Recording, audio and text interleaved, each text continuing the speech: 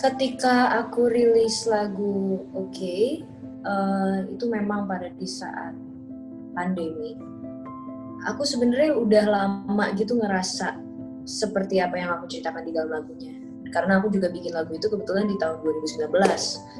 Cuman memang adalah panggilan pandemi ini di mana cocok juga gitu untuk memberi sudut pandang yang berbeda gitu di saat pandemi. Pasti kan secara general ketika awal-awal pandemi itu kita semua panik gitu kan, dan kita semua kayaknya berusaha banget untuk menstabilkan diri kita, untuk merasa nyaman tuh kayak dengan segala hal hingar-bingar yang ada di lingkungan kita gitu. Tapi sepertinya lagu Oke ini akhirnya memberi sudut pandang yang berbeda ke orang-orang yang dengerin untuk nggak selalu nge-push diri mereka lebih dari apa yang diharuskan gitu dalam saat itu gitu. Makanya ada kata-kata di situ kan, you don't have to fight it, you know that it's gonna be okay gitu. Because when the tough gets tough, you don't always have to be tougher. You can just try to calm down and kind of tone it down. Karena kita juga dipaksa untuk di rumah aja gitu, dan memikirkan orang-orang sekitar kita gitu, karena memang it's the pandemic gitu. So I guess that's why I released it. Hal-hal yang membuat aku merasa baik sampai saat ini adalah untuk terus melakukan kegiatan-kegiatan yang memang membawa dampak positif ke aku. Aku menyadari betul bahwa selama 12 tahun aku di dunia entertainment ini, aku melakukan banyak sekali bidang di dalam dunia entertainment, tapi memang gak pernah jauh-jauh gitu loh dari gitar aku, dari musik aku. Aku belajar kalau di tahun 2020 kita diberi kesempatan untuk lebih menggali apa yang sebenarnya pengen kita lakuin gitu. Dari hal yang paling rumit rasanya gitu untuk mengemas sebuah album, sampai ke membeli kura-kura darat yang dari dulu aku pengen banget, atau untuk mengkoleksi betta fish, yaitu ikan cupang, sampai aku punya farm juga buat betta fish aku. I think this was always my dream gitu, to have something in the agro business and also make an album yang benar-benar mewakili aku. Jadi aku melakukan hal-hal yang bikin aku senang, nggak pakai mikir dua kali gitu, karena emang I got nothing to lose. Di dalam pandemic we lost everything, so we have nothing to lose. I had nothing to lose. The things that I set my mind to selama pandemi itu yang membuat aku zen. Karena aku benar-benar ngerasa bahwa di saat itulah momen dimana kita tahu bukannya kita entertainer atau performer atau pengusaha, karyawan, kayak we're all in the same place, we're all going through the same thing, serentak gitu seluruh dunia gitu, the whole world was feeling the same thing. So I felt like I start from zero again. Menurut aku moving on itu sebenarnya ada dua konteks gitu. Moving on biar kayak oke, ya udahlah biarin kita lanjut ke depan, atau yang kayak ikhlasin tapi kita tetap maju. Jadi I don't believe the concept of moving on, but I believe in moving forward sebenarnya gitu. Karena banyak banget hal yang tidak menenangkan buat aku, karena aku sadar juga aku sebelum pandemi ini terjadi, dimana kita juga jadi bisa lihat gitu the real colors dari teman-teman kita, dari keluarga kita gitu, karena kita lebih banyak ngobrol secara online atau kita memang di satu atap bersama gitu. Kita jadi lebih mengenal gitu sifat mereka ketika mereka dekat dan ketika mereka jauh. Dan aku sadar gitu kayak karena kejadian-kejadian itu aku banyak yang malah kayak forget about this person, malah ada grudge sendiri gitu. Dan aku sadar bahwa wah, it's unsettling gitu loh ketika aku cuma move on, udah forget about everything, forget about everyone gitu. So awal tahun ini, meskipun masih pandemi dan kita lagi dilanda PSBB kedua, aku prinsipnya adalah moving forward. Itu harus, karena kita harus tetap jalan. Tapi no moving on, just forward. Berarti sebenarnya menurut kamu move on itu nggak mesti melupakan ya? Ya, move on itu udah ada stigmanya bahwa itu harus melupakan gitu. Tapi menurut aku kalau kita lupa, kita jadi malah nggak bisa review. Dan aku dapat pelajaran yang baik sekali kemarin. Aku sempat ngobrol banyak sama Mbak Endah dari Endah Endraza, and you know, pandemi ini mengajarkan 3 hal, yaitu untuk bisa lebih mendengar, perbesar hati, dan pasti untuk review gitu.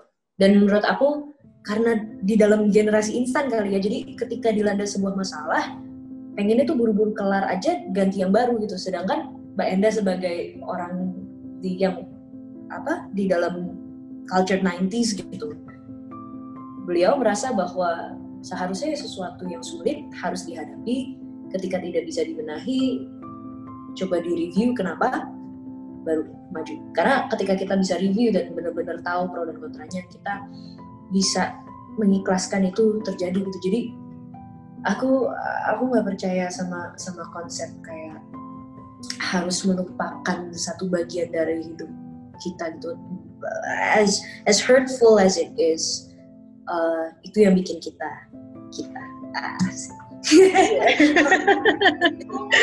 Nah ini tuh aku sempat baca kemarin di salah satu media tuh bilang bahwa lagu dan Mbak ini seperti menceritakan perjalanan hidup dan pencarian jati diri kan. Benar nggak sih, dan kenapa bisa jadi perjalanan pencarian jati diri? Kalau bagi aku memang satu adalah bagian dari aku mencari jati diri aku, karena memang tanpa lagu itu mungkin itu tidak akan memicu aku untuk mengemas 7 lagu lainnya yang untuk akhirnya dijadiin satu kompilasi, yaitu di sebuah album yang berjudul Genevieve gitu. Dan ternyata aku sadar gitu di masa ini dan aku yang sekarang, aku lebih mencari tema, dan aku benar-benar aku sungguh-sungguh gitu untuk memiliki tema yang benar-benar aku bisa ceritakan melalui sebuah lagu. Objektifnya bukan lagi untuk mencari royalti yang setinggi-tingginya atau mencari fame, network yang setinggi-tingginya, tapi it was my happiness and comfort. Dan aku sudah lama sekali nggak membuat lagu yang 100%. Maksudnya semua lagu tidak ada yang aku sesali. Tapi kalau ditanya apakah aku puas dan apakah aku aku happy atau aku nyaman gitu. Ada beberapa yang bisa aku bilang yang kayak, mungkin kalau aku bikin kayak gini dia bakal jadi gini. Aku pun di album Genevieve ini dengan lagu Oke dan Bye ada beberapa hal yang setelah rilis aku pun melakukan banyak review yang kayak, oke gitu misalnya, I really wish aku tulis bridge buat lagu itu. Tapi aku berpikir ya udah memang secukupnya, memang mungkin segitu lagunya gitu. Dan aku juga jadi belajar cukup gitu. Ya, jadi memang lagu-lagu ini membantu aku untuk menemukan sudut pandang yang membantu aku untuk tahu siapa aku gitu. Ya, dengan penggarapan lagu Oke gitu, aku juga jadi melihat banyak lagu yang lain yang mungkin di satu album ini tuh kayak di tahun 2019 aku tulis chorusnya, di awal 2020 aku cuma tulis verse-nya, atau di pertengahan 2020 aku juga bikin itu.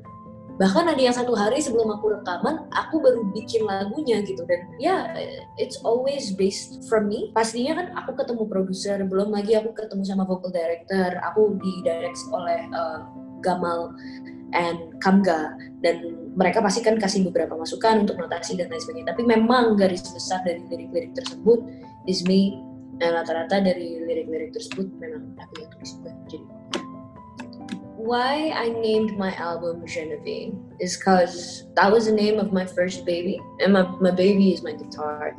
And well, it felt true karena memang dalam proses aku terjun ke dalam industri ini, pertama kali aku manggung aku menggunakan gitar itu yang aku namakan Genevieve. Terus pertama kali aku rekaman aku juga pakai gitar itu. Aku cover di YouTube zaman dulu aku juga pakai gitar Genevieve. Dan di saat-saat itu tuh aku kayak baru menemukan sesuatu yang baru gitu. Jadi kayak when I first say I learned the first like that chord or like I learned the first, and it was a good feeling. Dan aku setelah terjun di dalam beberapa bidang kayak I was doing movies, I'm still doing movies, I was hosting, and then I was doing stuff in the industry, just taking pictures or whatever, being a partner to a brand. Meskipun itu hal-hal yang baru buat aku juga, and I'm so grateful for that. Tapi di dalam musik aku tuh udah lama banget nggak ketemu kayak light bulb moment yang benar-benar bikin aku kayak wow, I found something new. Jadi ketika aku memutuskan untuk membuat album ini dan aku berani dan aku akhirnya ngomongin ke label aku, direspon dengan sangat baik.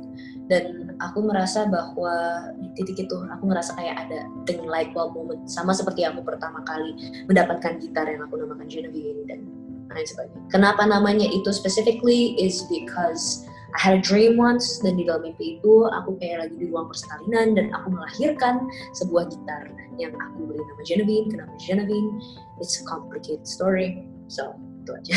Selama pembuatan album Genevieve, aku merasa aku menemukan awal mula dari jati diri aku. Karena menurut aku, we are always evolving, we're always changing, we are going to be more informed. Kita akan mendapatkan lebih banyak informasi ke depannya gitu. Every single day, maybe every second. And aku orang yang sangat momentum dan bisa memutuskan sesuatu dalam waktu yang sangat singkat.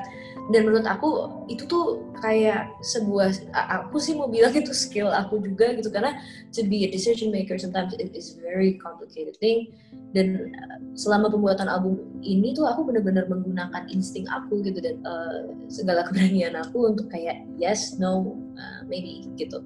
Tapi it's always like a yes and no thing, and ini start dari aku yang sebenarnya, karena it takes time, and for me it took 24 years for me to say that oh aku lagi restart lagi, karena aku baru 24 kayak bulan lalu. So I can say aku mulai di industri ini yang serius itu di umur 12 tahun sampai akhirnya aku kayak punya evolvement lagi nih sekarang, dimana aku mulai lagi dari satu.